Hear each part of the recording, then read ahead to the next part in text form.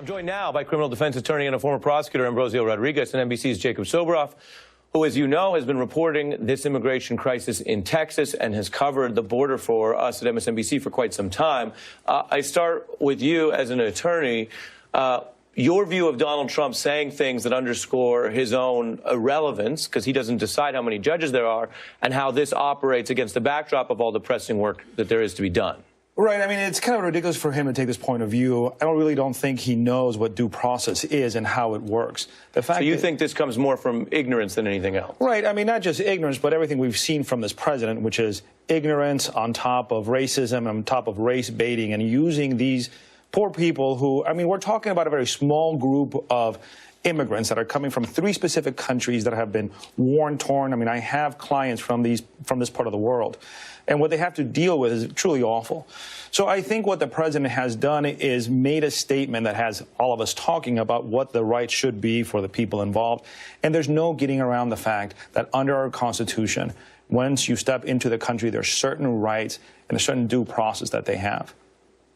You were speaking here to a Border Patrol chief in the Rio Grande. Let's look at that, Jacob. Are you trying to deter people from coming by separating children and their parents and prosecuting 100% of people who come here? Yes. If we do not do anything, we are going to be in a crisis mode. So separating parents and kids is to put consequences on them coming here together? Yes. Yes. So, I mean, if Donald Trump cared about the rights of people, he wouldn't have put a policy into place designed to tear families apart and rip apart the asylum rights of tens of thousands of people that come to the United States on a regular basis. This whole thing was done without any care in mind for the rights of people, whether it is due process or asylum. You're the attorney. I'm not the attorney, but I saw what it looks like on the ground when you don't care about the rights of people. It looks like children sitting in cages by themselves, ripped apart from their parents. And their parents, at this point, may be as many as the parents of all 2,053 kids that are left in the custody of HHS could be deported.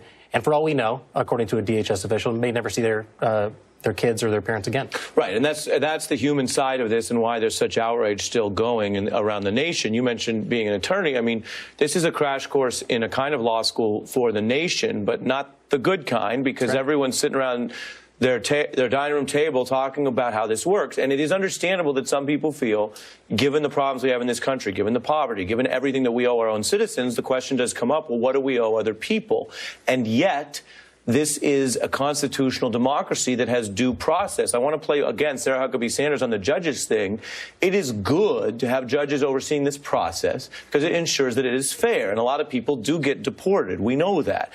The notion that the president and his people in the White House are spending today talking about, well, maybe we don't want judges, is chilling, even though they don't have the power. Take a listen. Who's proposed to add 5,000 judges? I've seen 750 as a max. There have been a number of different proposals, quite a few that we've seen.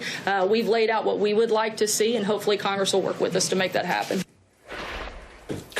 Walk us through how this is supposed to work when you have judges involved in the asylum and border process. Thank you. Look, first of all, I want the viewers to know that we're talking about immigration judges, not federal district judges. And asylum judges or immigration judges are employees of the Department of Justice, so which Trump is in charge of. If he hired the number of judges or lawyers necessary, the Department of Justice makes them immigration lawyers. This is an administrative process. This isn't a long trial. An immigration hearing. Right. You're making it, let's be clear. So you're making a subtle distinction here, which is the Constitution says people have rights, and that includes non-citizens in the same way that they have a right to be free from torture. They have a right to due process. You're pointing out that the way this is executed through American law is that you have these immigration judges that are set aside to do that, which is different and in many ways shorter and leaner than what Americans think of as a full trial for an American citizen. Correct, because immigration is a privilege, not a right. Therefore, the same kind of rights that you have in a criminal trial don't apply in an immigration hearing, which is an administrative hearing, which, by the way, the person seeking asylum has all of the burden. Right. They have to prove their case. And based on what you just said, do you think Donald Trump knows what you're talking about or not? I think this president has proved beyond a reasonable doubt that he doesn't understand how our government works. Both of you stay with me. I turn back to the panel. Your response to what the Attorney General says there and what he's doing, these state AGs stepping up to try to actually put a line in the sand so that if Donald Trump decided again tomorrow to change his executive order, because he can go back and forth, that they would try to get a ruling here locking this in? Well, first of all, I want to thank Attorney General Becerra. As a lawyer, he's doing a great job in just kind of defending our rights and kind of standing up to this administration. I also want to say I think it's very important. There is no immigration crisis. This has been completely created by Trump in order to gin up his base. Right. If we look at the numbers, that is the people trying to come across the country without documentation, or the 2,000, 3,000 people that have been stopped in what this crisis has been going on for the last 2 weeks, this has been created in order to gin up his base. And what we're dealing with now is that we have an administration that's using the least of these. These are people who are escaping civil wars, gangs, and really horrible conditions. Right, you're speaking about the asylum context and the overall data, but it is also true that the United States has a long border and there is undocumented immigration, right? I mean, that's whether we call that a crisis, I guess, is a question, but there is an undocumented immigration challenge for law enforcement here. There is, and there always will be in the United States as long as employers don't have to verify or don't have a system where they are held responsible for hiring people that don't have documentation. I mean, that's really the one thing that both Republicans and Democrats have in common when it comes to immigration.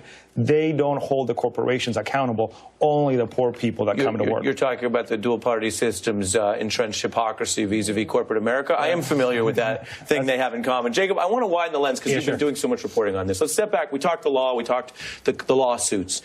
What have you seen out there over these past months on a story that started, I think, in one place where Republicans said this is a winner for them, to the past several weeks where it does seem there's to be a sea change? Well, what I think is that America is starting to understand the difference between the perception of what happens on the border in Washington, D.C. And the reality of what happens on the border. The reality is, you are absolutely correct. There is no crisis on the border. Undocumented immigration, apprehensions along the southern border are as low, I think, as they have been since the 1970s. It's an unbelievable thing to hear the president talk about violence coming across the southern border, drugs flowing across the southern border, and use that as a justification for ripping apart families and putting children in prison cells. When the AG, Attorney General Becerra, said, as a journalist, it's fascinating to hear him talk about these lawsuits. We don't know where these kids are going to go next.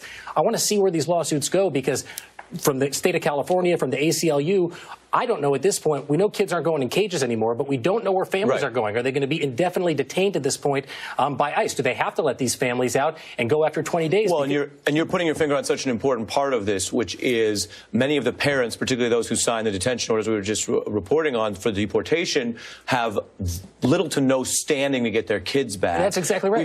We've seen senators held at the doorway of these institutions. You and other journalists have been trying to report it out. If these cases go forward, the one we're reporting on tonight, that creates an additional leverage point and standing to keep an eye on this and to see about the humanitarian part of it. Briefly before we go. I was just going to say, it could change the game, as they say. I mean, it really could change what ultimately happens with these people. And as we know right now, 2,053 young kids are sitting in detention tonight in HHS custody. The questions before were, where are the girls, where are the toddlers? Those questions still apply. But the next question is, where's everybody going next? And we don't know the answer tonight. Jacob Soboroff, we're indebted to your reporting, and I'm glad to get it here from you in California. And Ambrosio Rodriguez, who has a lot of experience. Appreciate your legal handicapping of another weird legal day. Coming up, we turn